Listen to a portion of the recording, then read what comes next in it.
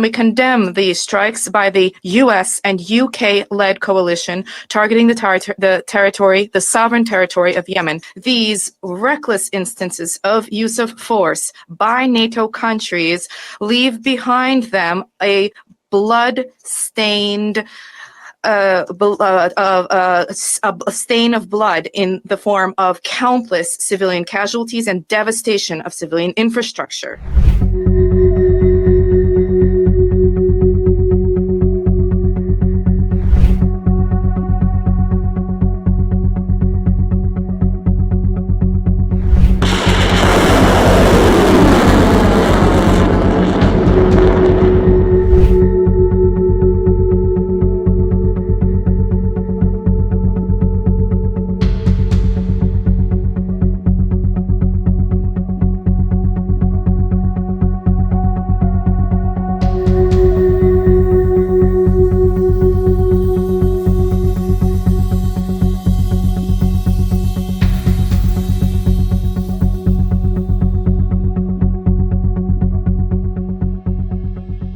The situation within and around Yemen does not lend itself to peace talks.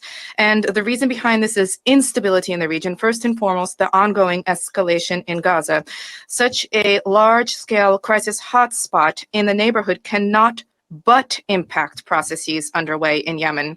Also significantly thwarting peace efforts is the ongoing militarization of the Red Sea and the Yemeni waters. We view as unacceptable attacks on civilian vessels navigating in the Red Sea. We call for an immediate end to the strikes against commercial vessels and any other actions which prevent maritime navigation. We demand the release of the crew of the Galaxy Leader. At the same time, we condemn the strikes by the US and UK-led coalition targeting the sovereign territory of Yemen.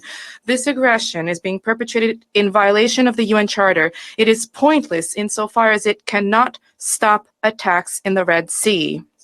Furthermore, as with other countries of the Middle East and North Africa, these reckless instances of use of force by NATO countries leave behind them a blood-stained a stain of blood in the form of countless civilian casualties and devastation of civilian infrastructure.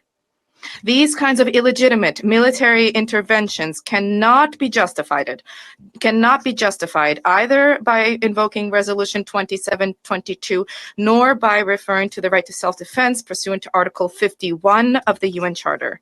On the 31st of May alone, as a result of a missile strike on the Yemeni province of Hodeidah, as has been reported, 16 people died and another 35 corrects the speaker, were wounded. These kinds of actions not only fail to help normalize the situation in the waters of the Red Sea, on the contrary, they continue to further the spiral of violence. We call upon Western delegations to acknowledge the fact that in order to address the situation within Yemen and in neighboring waters, what is necessary are comprehensive political diplomatic efforts, not what is customary for the West, their aggressive strikes. First and foremost, there is a need to expeditiously bring about an end to the violence in the Gaza Strip.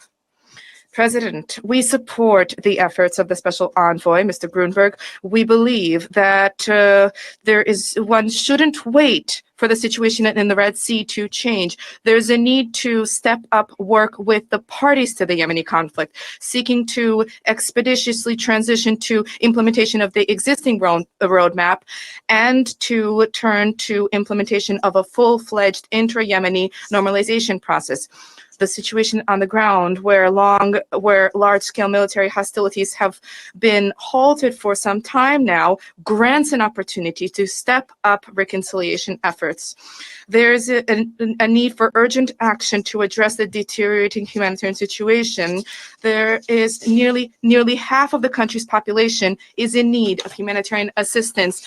The Yemeni people need to have unfettered access to food, medicines, and other basic necessities in all the territory of Yemen on a non-discriminatory basis. any limitations on the or restrictions on the delivery of humanitarian assistance, and any obstacles to the work of humanitarian workers are unacceptable. We see the stark underfinancing of specialized humanitarian programs. In order to address this situation, there's a need to bring in the efforts of all international stakeholders. President, the Russian Federation, like other delegations, has been learned with alarm about the recent detention in Yemen of 13 UN staff who, during the course of their work.